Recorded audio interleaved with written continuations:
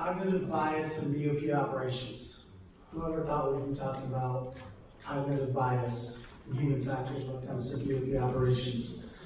The thing that's interesting is it shows up each and every day in the decisions that are being made, choices on how do we move forward as an industry, some of the challenges when we're dealing with risk.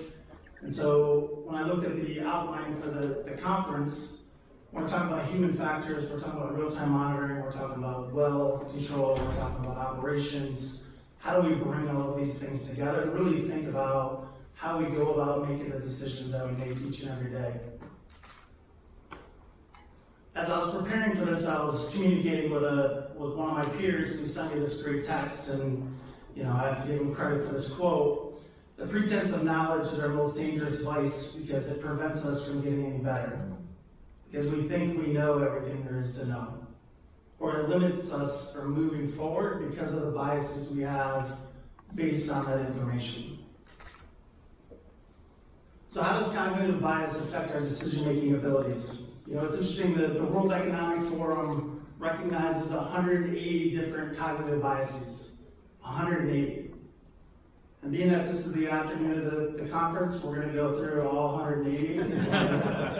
Keep you guys awake. No, I'm just kidding. So before we get started, what is bias? We hear it all the time, I'm biased about this, or someone's biased about that. Kind of a general description of bias is a feeling, an inclination, or a predisposition that is not based on reason or fact.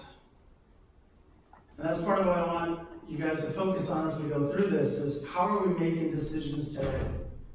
If the data is there, why are we still making decisions not based on facts? And then cognitive bias being a systematic error in thinking that impacts one's choices and judgments. We talk about cognitive awareness, we talk about the way that we think, the way that we feel, and yet we really don't understand why we think and feel the way we do. It's just, we go about our business each and every day, and the output and the outcomes are just kind of just routine. I put this in there just as an example, we're not going to go through it. There are a plethora of different biases that everybody deals with each and every day. A lot of times, these interact with each other as we're going through our decision-making process. And so, if you ever get curious on cognitive bias, especially around decision-making and risk tolerance, you'll really start to see a lot of different examples that we're affected with each and every day. What I want to do, though, is really focus on 4. So I want to focus on these 4. We hear about them all the time. I think we actually heard about it earlier, confirmation bias, talk about anchoring bias, availability bias, and the status quo bias. And the reason I want to focus on these is I have an example of something that's happened here in the last couple of days that almost every one of these apply to. And how do we get the next generation of oil field workers to look at information differently as we're transitioning through various stages of their careers?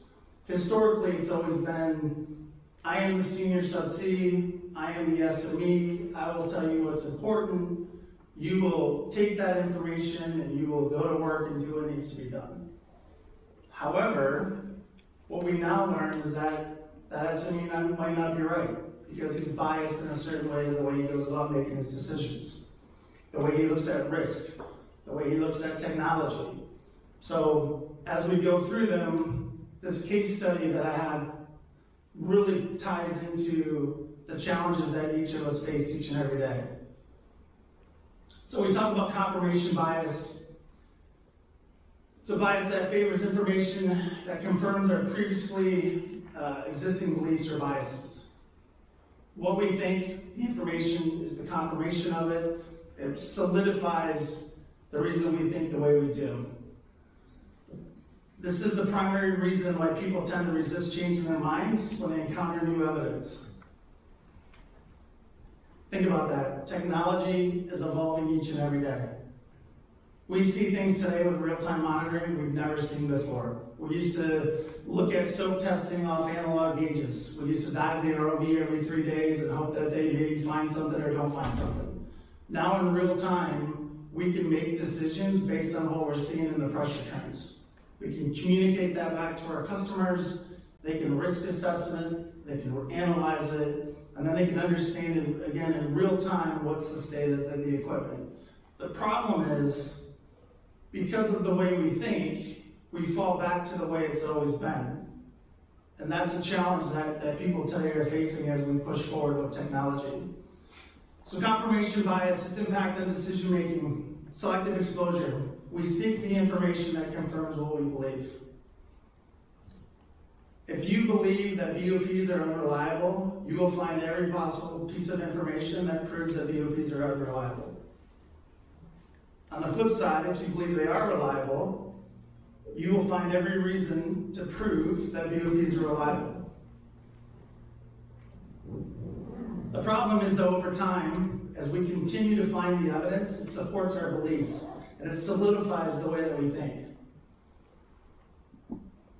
And then again, at the end of the day, it can skew the analyses of the situation. It also affects our decision-making ability.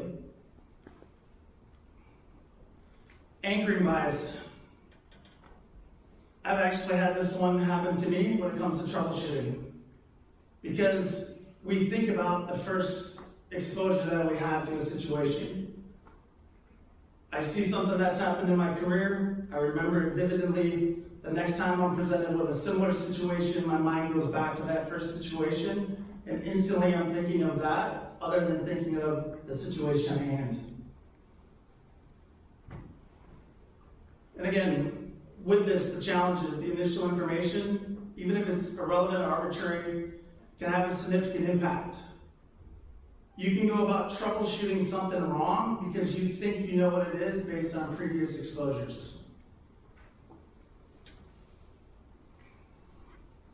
Talking about availability bias. We hear about this all the time in the media. Again, it's having that information readily available, right? The more that we're bombarded with something, the more that we're going to start believing it. The same thing happens when it comes to, we hear about it in the media. As you see this big push of real news, fake news, the next thing you know, you start hearing people talking about it. They use examples of like shark attacks. You don't hear about shark attacks for years, and all of a sudden here's a shark attack, there's a shark attack, and the next thing you know, there's a shark infestation in, Panama City Beach. Well, sharks are always there. The difference is now our awareness based on the information that we're being presented has heightened it to a level that now we're starting to think about it more than we would normally. And like I said, people, when it comes to this one, people are more likely to base their decisions on personal experiences that also tie into that. So how does this affect us in the long run? As we're pushing forward, we talk about the status quo. Last week I sat in a meeting with a drilling contractor and an equipment manufacturer, talking about how do we move inspections in oil and gas for subsea BOPs forward? How do we optimize the maintenance that's being done? How do we optimize the inspections to ensure compliance to regulations, but at the same time, utilizing failure reporting data, inspection results, and maintenance history to say what we've done in the past was actually causing us infant mortality. The problem is people who believe that the old way, tradition, is better, resist that change. And again, even when you're presented with the data being BOPs are reliable, when we do intrusive maintenance, we induce infant mortality, and there are better ways with digital inspection tools and real-time monitoring to optimize the work that's being done. So how do we eliminate cognitive bias? Our brains are wired the way they are. We'll never eliminate cognitive bias. But what we can do is understand the way that we think about things and what is causing us to be influenced in that way. So first and foremost is your awareness. Why do I think the way I do? We've heard about it time and time again when an investigation happens, it comes back to the person. It's the human factors that play a role in it. It's decision-making abilities that people make. Why is that? Why did he make that decision that way at that time? Is there something deeper in the way that the mind thinks that made him think about taking that risk versus just following the procedure? Is there something that allowed him to make that decision that we could train and help bring awareness to eliminate it from happening again in the future? Using data-driven decision-making approach. Get away from opinions. Opinions are judgments based on facts. Where I'm going with it is, if you look at raw data, if you look at the facts, now I can remove subjectivity to it. Does it meet compliance, yes or no? Does it function as designed, yes or no? Is it fit for service, yes or no? What you hear a lot of times is people say, but historically this is the way that we did things. But does it meet the requirement of the regulations today? Yes. Does it meet recognized engineering practices? Yes.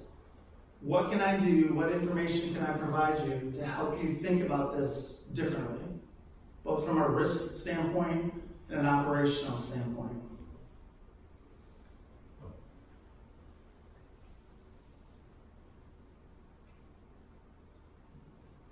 It's kind of a joke, right? Slow down on making decisions. The point I'm trying to make is a lot of times we make decisions very quickly because we have to in certain situations.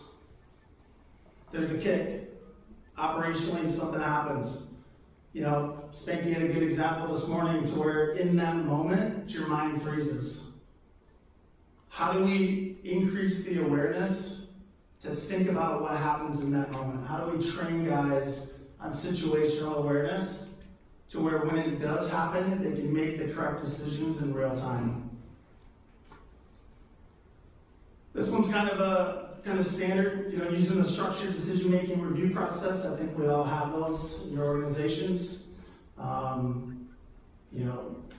Task-oriented risk assessments, operational risk assessments, MLC processes.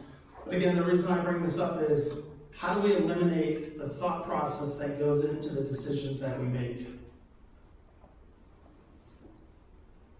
So, the influence of data on subsea operations and decision making. How do we use data today, both as Deepwater Subsea and as an industry, for making operational decisions on whether or not the equipment is fit for service, whether or not the troubleshooting that's being done is correct, and operationally, are we meeting the regulatory requirements of the CFR Standard 53, an example? So some of the benefits of real-time data monitoring is I've traveled around the world talking about real-time data. One thing I hear more and more is this is a Gulf of Mexico thing. Real-time monitoring is Gulf of Mexico. We don't have that regulation here in this region.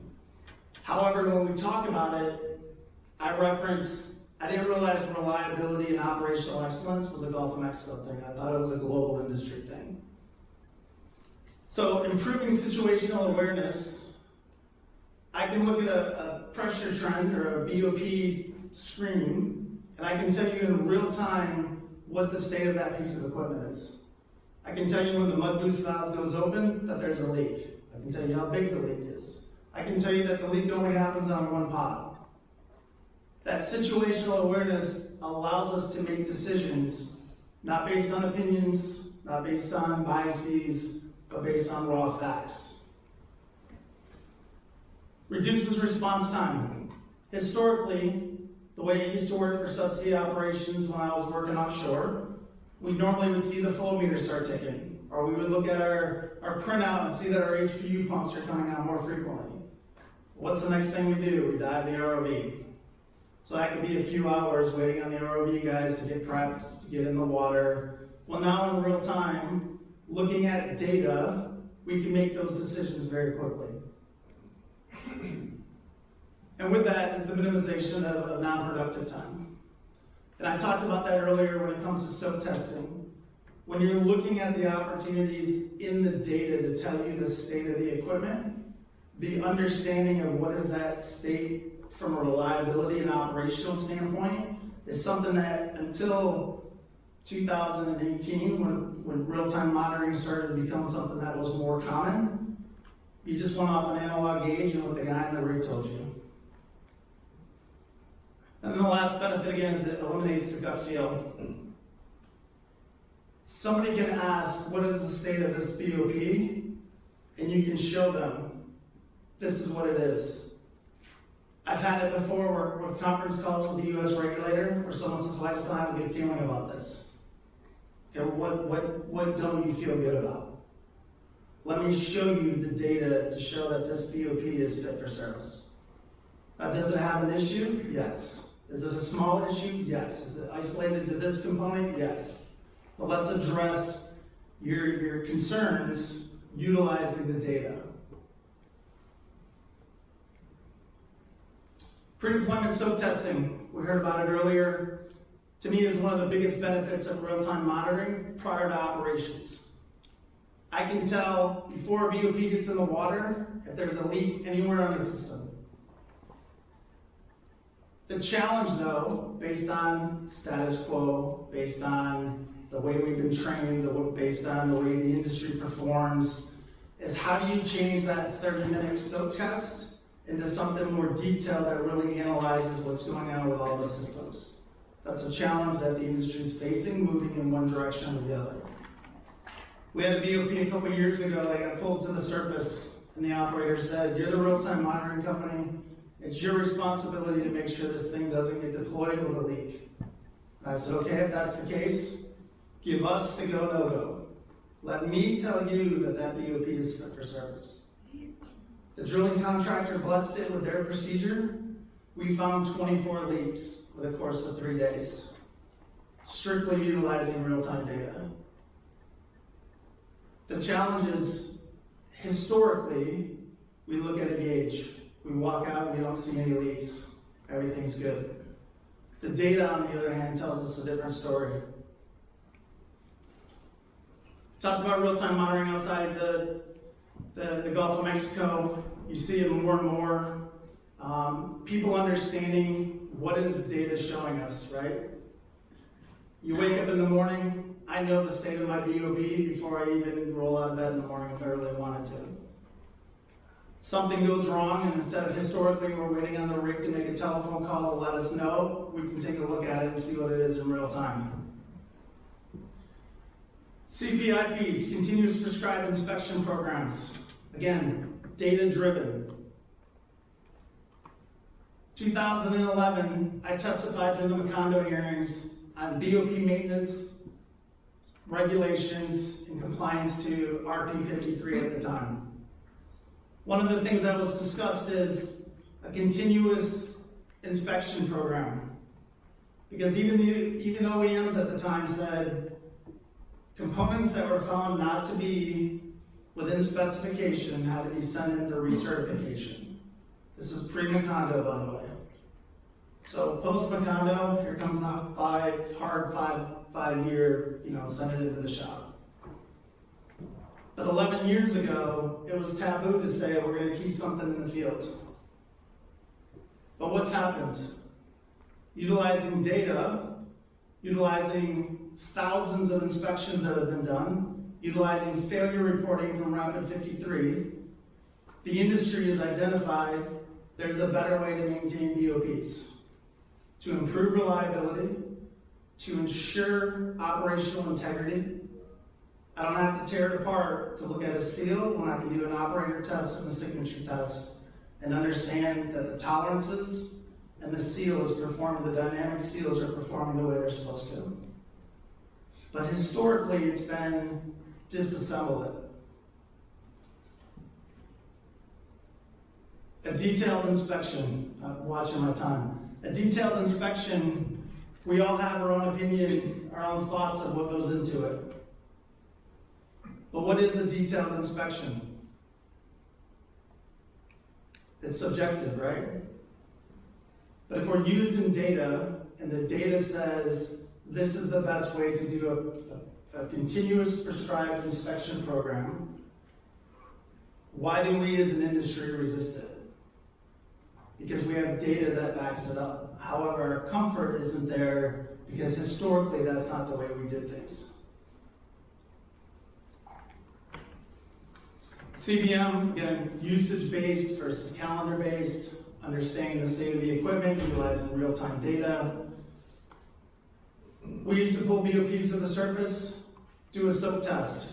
Guy would climb around the BOP, look for leaks. Now with real-time data, they know the leaks before the BOP gets on deck to a level of what circuit is it in, right? There's, hundreds and hundreds of connections of a manifold circuit, but somewhere in that circuit, when this function is in this position, you have a leak. And then troubleshooting. All right, quick case study example of how all of these biases come into play. So this is an HPU pressure trend of a Deepwater Subsea BOP currently in operations. It's a little bit hard to see, but trust me, this time frame is over 1.6 days, so call it 36 hours, give or take. If I told you that the HPU pumps have not come on for over a day, operationally everybody would say that system is tight. It's extremely tight. On average, normally 6 to 8 hours is kind of a good timeline. So over 24 hours, yeah, this thing's really good and tight. However, when the mud boost valve goes open, so we go from closed to open, we get this little zigzag that starts to happen because there's a leak, and that's the regulator cycling back and forth. When I go back to close, I go flat again. The problem is, if you think about the previous slide, my pumps haven't come on in over a day. Not saying there's anything wrong, I'm not saying you have to pull the BOP. What we're saying is, based on data, there's a change that's happened in the system. Now operationally, that's where the decision making comes in of risk assessing and operations and moving on from that part. The challenge that we face though as we move forward with data, the understanding is what people's historical experiences were. On average, if you ask a subsea person when you start getting concerned, well, if we get around 2 hours of pump times, something's wrong. But if I go from 24 hours to 12 hours, I've lost 50% of my time somewhere. Something's changed. Now I dropped to 6, 4, I've lost 20 hours of capacity somewhere in that circuit. But the way our mind thinks, I'm okay because 2 has always been a good number. It's just another example, kind of overlaying the two. The other part of this that I want to show you why data is important. Here's that mud boost valve again in the open position on the yellow pod. Now I switch pods to the blue pod. When I go to open, that little zigzag's not there anymore. So we're only seeing this problem when the mud boost valve is open, when the BOP is on the yellow pod. Instantly, that drilling contractor and operator can make operational decisions based on data. So in conclusion, cognitive biases are prevalent and impact your daily subsea operations. Every day it affects us. It affects us when we're dealing with our customers. It affects us when we're dealing with people in senior leadership, especially people who have been in the industry for a long time. Historically, it's been, I'm in charge, do what I tell you, and this is the way it is. But our industry, if you guys go back and look over, I think Drilling Contractor Magazine did a great job of this. Over the last 2.5 years, almost every cover had something to do with data. Data and technology, data and technology, data and technology. Our industry is pushing it faster than people's comfort levels are at many times. Focus on what the data is telling you and not your gut feeling. I've talked about this before. I had a problem when we first started doing real-time monitoring because my experience told me that wasn't a problem. And finally, I had to step back and say to our monitoring team, If you see something, just send it. Just send it and we'll deal with the customer afterwards. Because it was subjective. I felt this way, they thought a different way. You know, I didn't think it was important, so I didn't send it. Nope, find it, send it. We'll deal with it on the back end. And last but not least, the success of our industry going forward depends on embracing data and technology. We are data-driven in all aspects of what we do. From training, to kick detection, to real-time monitoring, to continuous prescribed inspection programs. It doesn't matter if you're an OEM, a drilling contractor, an operator, or a service company, we are all focused on the same thing, which is how do we push our industry forward. And the last quote to kind of wrap it up. Most of the world will make decisions either by guessing or using their guts.